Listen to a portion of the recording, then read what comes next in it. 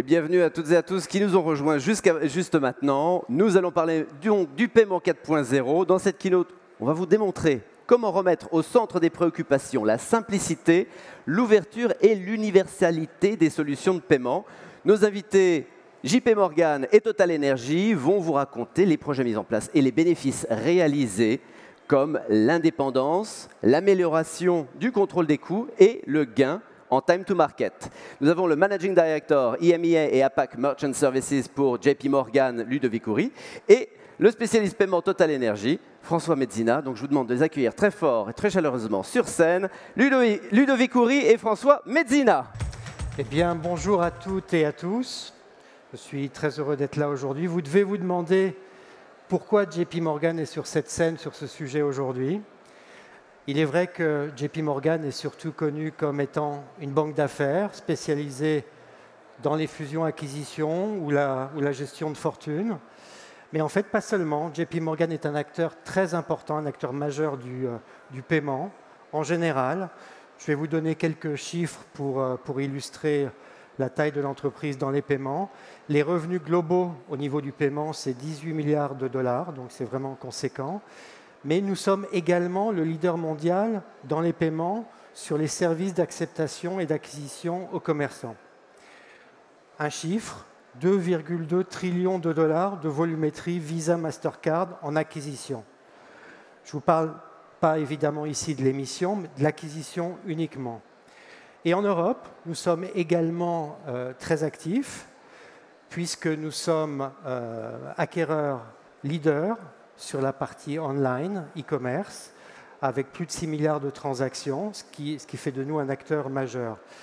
On a beaucoup d'ambition dans les paiements. Vous avez peut-être entendu parler de nous il y a quelques mois, puisque nous sommes devenus membres principal carte bancaire, donc pour pouvoir offrir des solutions de paiement domestiques en France, locales en France.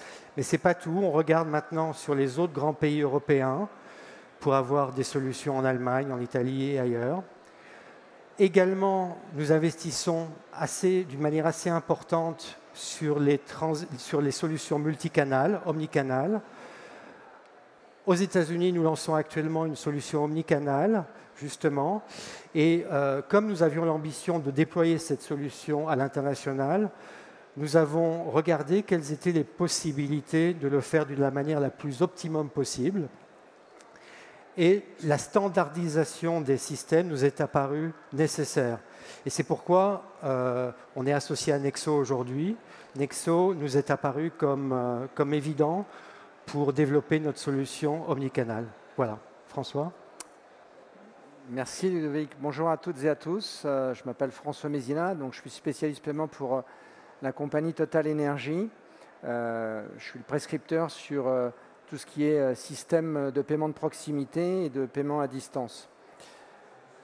Pour entrer dans le vif du sujet, il y a une question que les commerçants se posent et qui leur fait peur derrière, c'est je dois changer de monétique.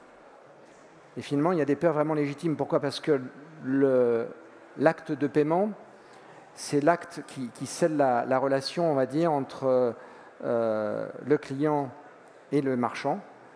C'est juste fondamental. Imaginez un samedi à 15h, jour de forte affluence, que votre système monétique tombe par terre. Ça arrive rarement, heureusement. Mais quand ça arrive, c'est une pagaille monstrueuse. Imaginez sur une station Total Énergie un jour de grande transhumance, un 1er août, et le client qui vient de faire le plein ne peut pas payer son carburant. Et les clients derrière qui attendent n'arrivent pas à faire le plein parce qu'ils ne peuvent pas repartir puisque le réservoir est vide.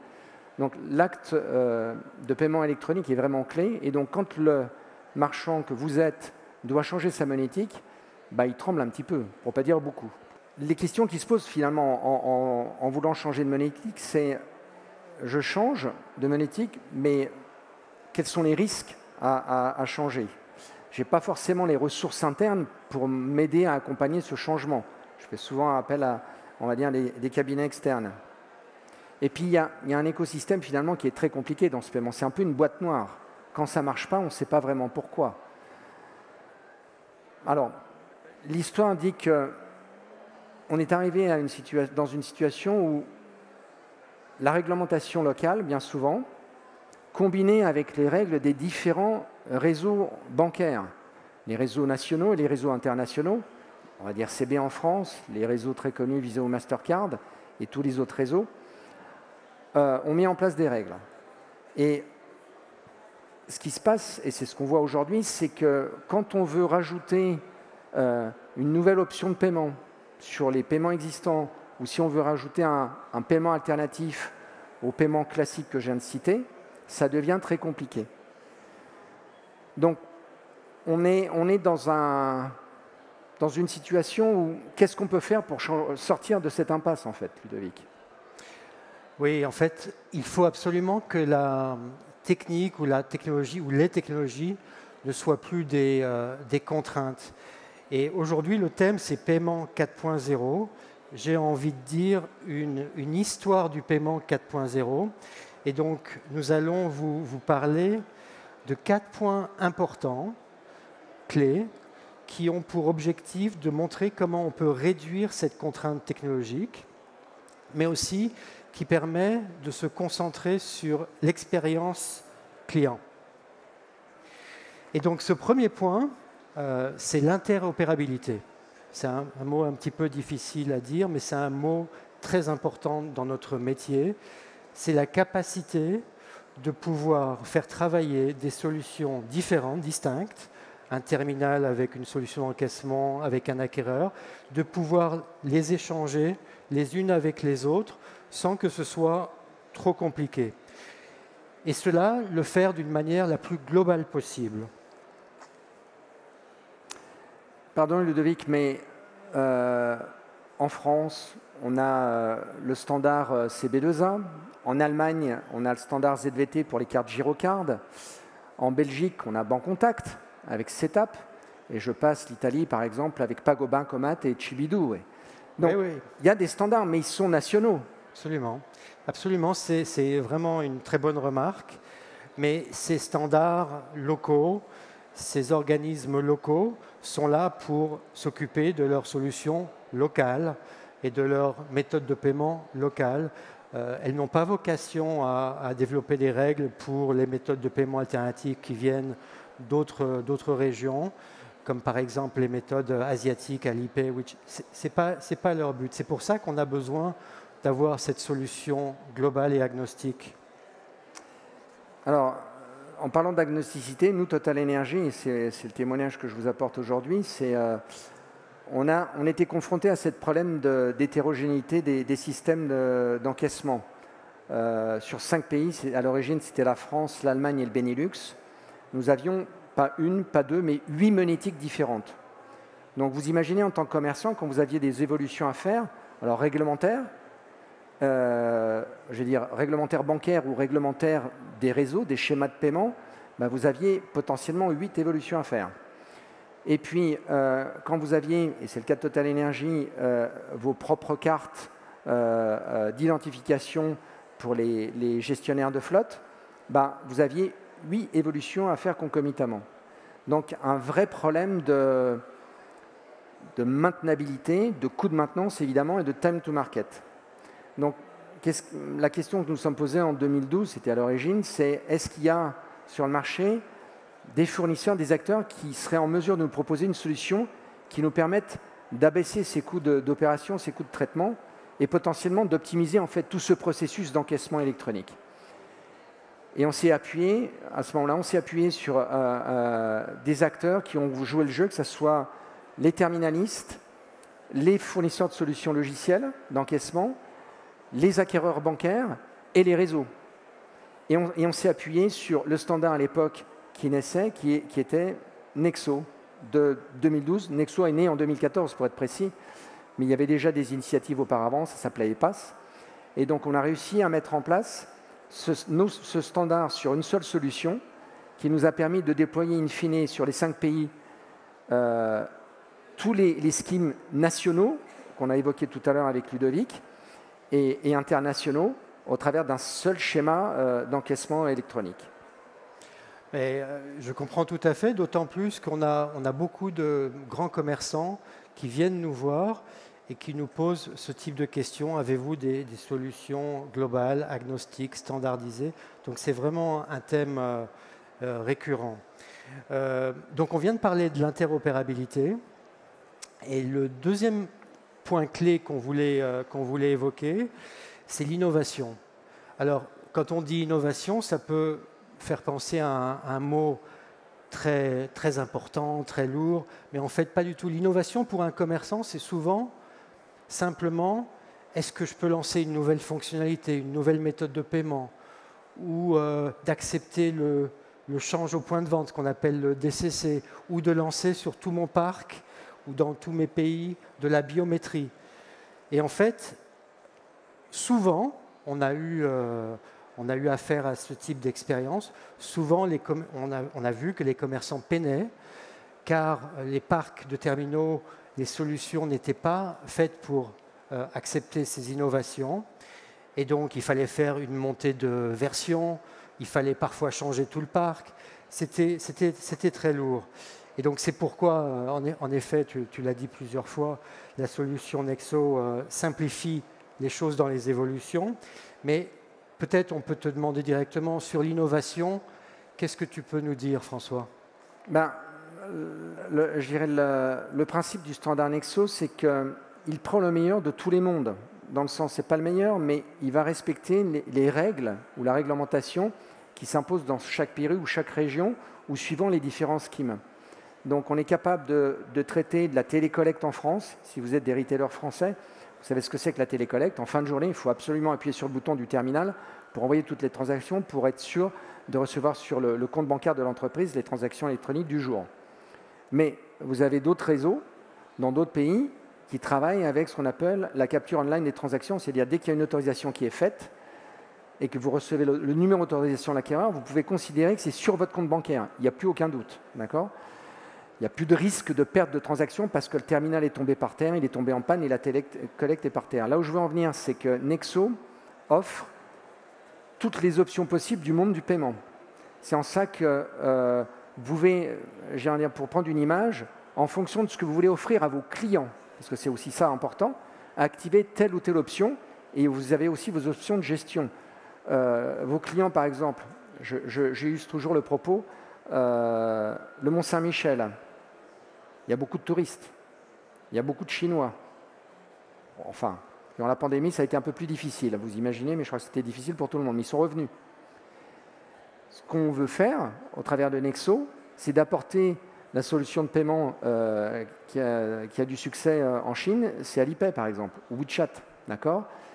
Et l'idée, c'est que Nexo, au travers de tous les travaux qui sont entrepris, c'est d'amener la possibilité d'offrir l'éventail des moyens de paiement possibles. Donc c'est en ça que Nexo permet de faire les moyens de paiement connus d'aujourd'hui, mais aussi ceux de demain. Oui, je pense que tout le monde a compris là où on est en train d'arriver. Après avoir parlé d'interopérabilité et d'innovation, le point important sur lequel on est en train d'arriver, c'est l'universalité.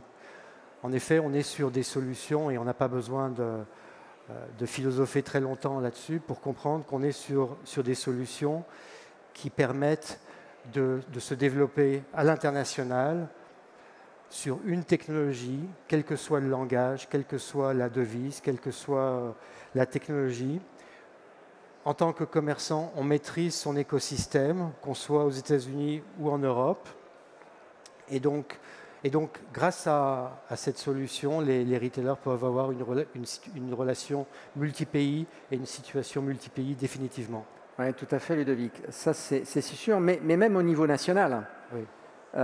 J'évoquais tout à l'heure les options possibles que vous vouliez activer. Je dirais, vous pouvez être le marchand, je reprends l'exemple du Mont-Saint-Michel, le boulanger, peu importe l'activité, et vous voulez faire de l'Alipay, pour illustrer le propos. Grâce au standard Nexo, vous activez l'option, j'ouvre le paiement Alipay, évidemment avec mon processeur bancaire, etc. On inclut, c'est en ça que c'est global en termes de couverture de fonctionnalités en fonction des différents réseaux qui jouent le jeu évidemment avec Nexo et en termes de couverture géographique. Interopérabilité, innovation, universalité.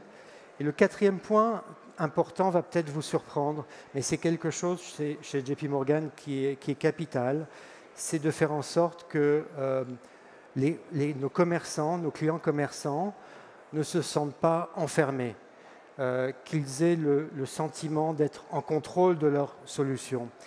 Et c'est ça le quatrième point clé qu'on voulait évoquer avec vous, c'est redonner le contrôle aux commerçants. Ça, c'est quelque chose d'important.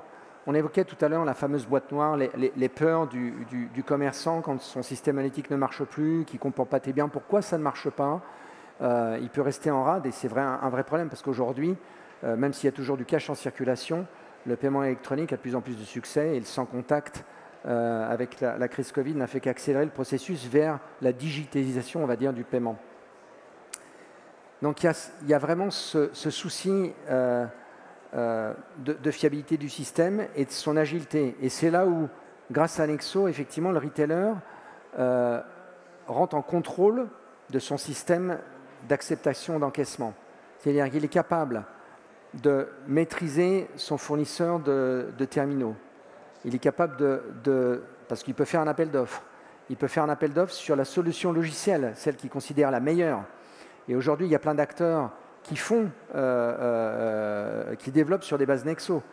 Vous avez les acquéreurs bancaires. Tous les acquéreurs bancaires de la place font du Nexo. Et donc, l'environnement est prêt pour basculer. Il y a de la maturité, il y a de l'expérience. Récemment, je vois notre ami Mohamed Dafsol a été certifié Nexo et il est capable de proposer une solution sur différents types de terminaux en connexion avec différents acquéreurs. Je vois pas très loin Marc Weiss du Crédit Mutuel qui est à l'initiative de Nexo dépasse toutes ces équipes du Crédit Mutuel investissent massivement sur du Nexo. Voilà, tous les acteurs de la chaîne, j'en ai cité deux, mais tous les acteurs de la chaîne de paiement, du terminaliste au réseau bancaire, que j'ai oublié de citer, font du Nexo puisqu'ils valident et certifient les solutions basées sur des standards Nexo. Donc, ça permet d'abaisser vos coûts, vous avez compris. Plus qu'une seule application au global, je résume, en une seule application qui permet d'embrasser tous les points de paiement existants et à l'international. Donc, évidemment, quand vous êtes un acteur comme Total Energy, mais même comme JP Morgan qui investit partout dans les différentes régions, il est présent, le fait d'avoir une architecture et une seule cohérente, ça permet évidemment de rationaliser et puis d'offrir une solution de time to market à ses clients côté JP Morgan et à Total Energy d'investir, on va dire, durablement dans le temps. Bon, François, j'ai été très heureux de passer ce moment d'entretien avec toi devant ce public génial. On a partagé des idées sur le paiement 4.0, mais tout a une fin. Et donc, je te propose de conclure cette conversation. Merci, le plaisir partagé, évidemment, de présenter avec toi le sujet qui est parfois un peu abscon pour les retailers. On a essayé de le faire le plus simple possible, le plus intelligible possible pour dire qu'il ne faut pas avoir peur. Nexo, quelque part, avec Nexo, vous simplifiez le paiement, d'accord ? Et vous simplifiez votre investissement. Donc, quelque part, et c'est un peu à la mode, vous faites un investissement durable. Parce qu'en investissement dans des solutions basées sur du Nexo, vous savez que ça va évoluer dans le temps. On a des releases, on publie les nouveaux standards. Évidemment, il faut que les acteurs de la chaîne les intègrent. J'ai cité les deux exemples tout à l'heure, mais ils sont dans le mouvement et ils vont intégrer tout ça. Il y a des initiatives qui sont lancées depuis un bout de temps maintenant, par exemple sur l'instant payment, qui va être intégré dans les standards Nexo. Quelque chose qui, je pense, va arriver incessamment sous peu. Vous avez entendu parler peut-être des initiatives de Wero, avec le European Payment Initiative, la marque Wero, pour faire du paiement instantané. Alors déjà entre personnes, entre individus, entre particuliers, mais ça va finir par tomber aussi chez les commerçants, ce qui est le cas d'ailleurs dans d'autres pays. Donc voilà, on est sur ces éléments-là. Donc, pour résumer, c'est Nexo, vous avez votre paiement électronique en termes de gestion, de maintenance, d'évolutivité qui est simplifié. Un autre point qu'il ne faut peut-être pas oublier et qui est majeur pour Nexo, c'est qu'il y a 5 secteurs qui sont les piliers, on va dire, de l'association, dont un des 5, c'est les retailers. C'est-à-dire que les retailers, on la voit au chapitre sur l'évolution des standards Nexo. Ça veut dire quoi? Ça veut dire que moi, je vous invite à venir chez Nexo, à souscrire, à adhérer à Nexo, parce que vous avez l'opportunité de dire « c'est comme ça que je veux voir mon système d'encaissement évoluer. C'est ça que j'attends. Je voudrais ça comme priorité. » Et vous avez vraiment voix au chapitre.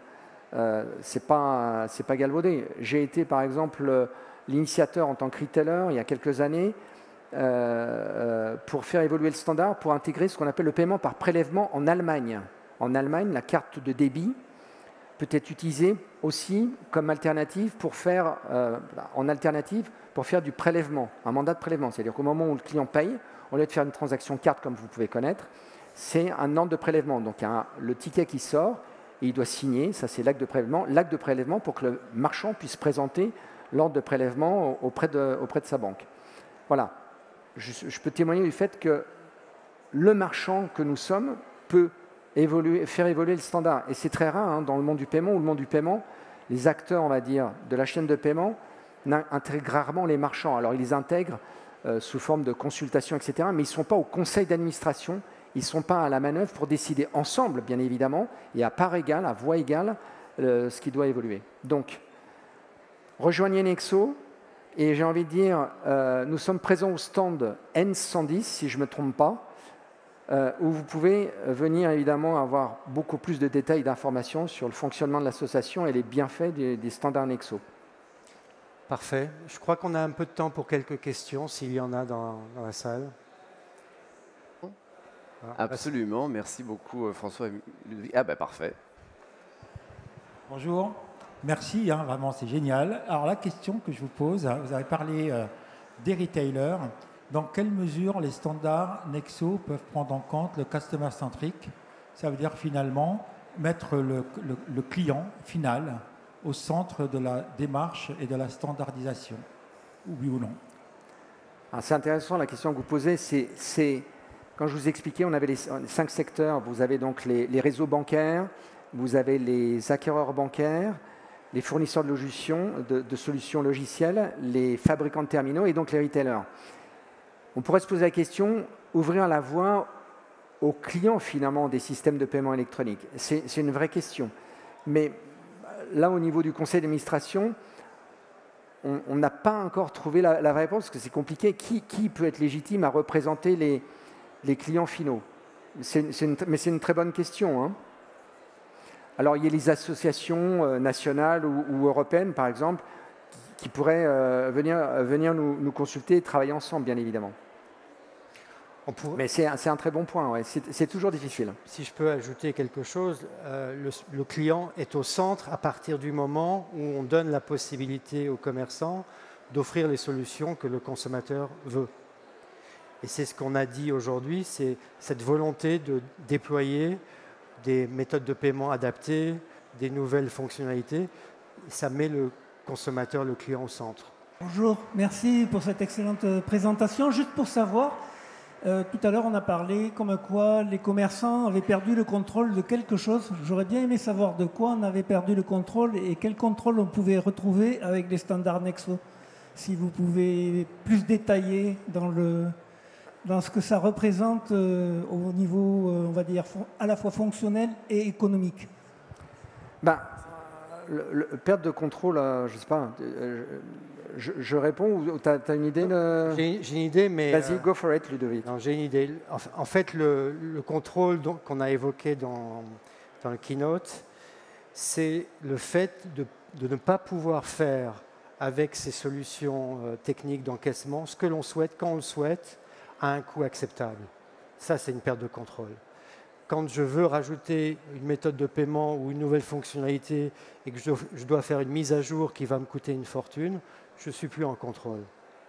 Par contre, quand j'ai une solution qui me permet de décider de déployer une nouvelle fonctionnalité à l'autre bout du monde facilement, je suis en contrôle. C'est ce que je voulais dire. C'est ça, c'est la modularité en fait. Le fait que Nexo, on va dire, regroupe, mais comment on dit, n'uniformise pas les règles d'acceptation de chacun des réseaux, mais les regroupe dans un seul environnement cohérent. On maîtrise forcément ses coûts d'investissement, puisqu'on va dire on n'a plus qu'un seul point d'acceptation, on va dire, électronique. Et le fait de pouvoir intégrer de nouvelles options par des mises à jour, on va dire, naturelles, comme on met à jour des versions logicielles, ça n'oblige pas de changer et ou le matériel, et ou forcément nos liaisons avec nos acquéreurs bancaires. Et c'est ce que j'appelle l'investissement durable, dans le sens où ce que vous investissez aujourd'hui dans Nexo, dans le temps, va durer. Alors, il y aura des évolutions, parce qu'à un moment donné, les constructeurs ne fabriquent plus, mais vous avez la solution logicielle, c'est la même. Et si vous voulez changer de fournisseur dans votre chaîne d'acceptation, il ne faut pas tout changer et tout révolutionner, parce que le standard Nexo est appliqué en fait du début à la fin du processus. Parfait, merci. Merci à tous. Merci bien.